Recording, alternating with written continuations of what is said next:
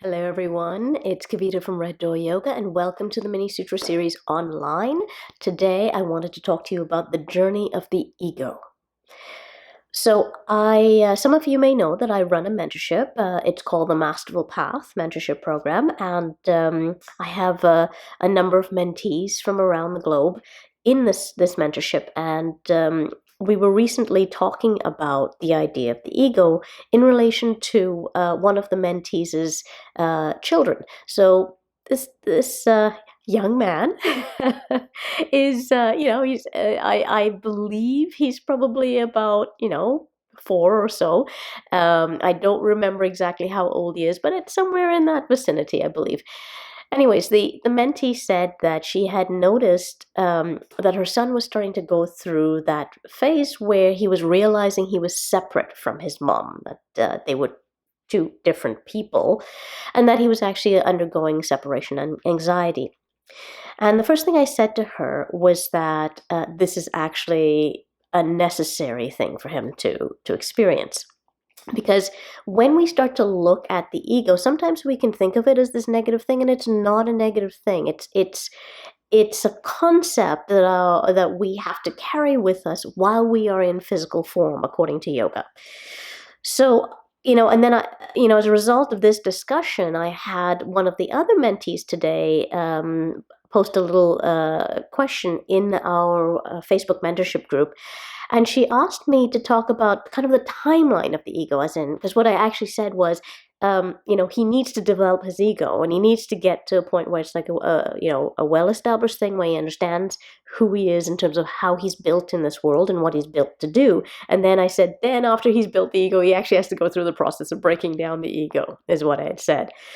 So the second mentee actually asked, could you give a timeline for the ego? Could you tell us a little bit more about, when it starts to form, when it should be built by, when we need to start breaking it down? So in order to kind of approach that question, first of all, I thought I could have answered this question just inside of our mentorship group. But I thought, that's a question I'd like to actually answer for everyone. So here we are today. So to answer that question, I'm going to tell you a little story. And that little story is the story of the Big Bang. Okay? So in North America, the Big Bang is about 100 years old. It's usually attributed to a Jesuit priest who came up with this theory back in the 1920s. But the actual truth of it is that the theory of the Big Bang is thousands of years old. It's actually a yogic or Vedic idea. And the concept here is that in the beginning, all there was consciousness. Okay, and consciousness has the ability to observe, but it doesn't have a physical form through which it can have experiences. Okay, so consciousness is seen as that thing that is always watching and always seeing, but it doesn't have, physicality to it. It is the energy of the universe, as it were. So in the beginning, when there was just consciousness, as the story goes, wished to know itself. And in order to know itself, it needed to have experiences. And in order to have experiences, it needed physical form. So consciousness, which we call Purusha, gave rise to Prakriti. Prakriti is now the potential for form. Everything comes from that universal consciousness. Everything comes from that energy, that potential energy. So it gave rise to Prakriti, the potential for form. And Purusha, consciousness, entered into Prakriti. And these two, when they came together, it disturbed what we call the three gunas of the universe. Now, here's the thing. If you want to know where did the three gunas come from, because I said there was nothing but consciousness, what I want to say to you is that the three gunas, which are the three qualities of energy, were balanced when all there was consciousness. And when they were balanced, it was like they didn't exist. They kind of just canceled everything out. But when Purusha gave rise to Prakriti and entered into Prakriti, it disturbed the balance of these three states. And when that disturbance occurred, there was a bang, a sound. Okay? And these three states, Rajas, Sattvas, and Tamas, started to roil like this. So then we started to basically get creation and sustenance and destruction, those three elements, not elements, but three states occurring, okay? The sound, by the way, of the Big Bang is Om. That's the sound the universe makes. It didn't just make it then, it's constantly making it because the Big Bang is constantly occurring. There's always creation, sustenance, destruction, creation, sustenance, destruction that's occurring all the time. So we have this constant sound that's occurring in the universe, which is why yogis chant the sound Om. Okay? Now, this is all to talk to you about the ego. Because here's the thing, your ego is like when you're playing a board game. If I said to you, let's play Monopoly, we would pull out the board, and I know the first thing you want to know is, well, what are the rules of the game? Okay? And after we establish the rules of the game, we then have to choose our character, our playing knob, our avatar.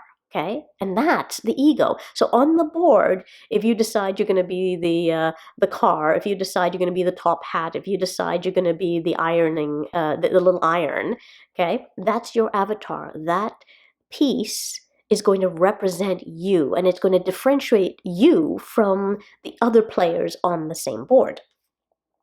So when Purusha entered Prakriti, it disturbed the three gunas, the Big Bang occurred, and the first thing to be created were the great laws of Mahat, which is to say, the great laws of the universe, the great laws that oversees all physical form, right? Some of those laws we've discussed in physics, things like for every action, there's an equally opposing reaction. Everything that is born must die. Okay, so we have these great laws. Those are what are the rules of the game that we're about to play? So that's the first thing that was created when Purusha entered Prakriti. Once the rules, the laws were established, the next thing that was formed was the ego, the ahamkara, the avatar. Because if we are going to play the game of physicality, we need an avatar, we need a piece to differentiate us on this board so we can play this game. Okay, we go through the game with our avatar, we play, etc., and somebody's going to win and somebody's going to lose because it's a game, but it's just a game. We don't take it too seriously. And then once we've completed the game, we put our avatars back in the box.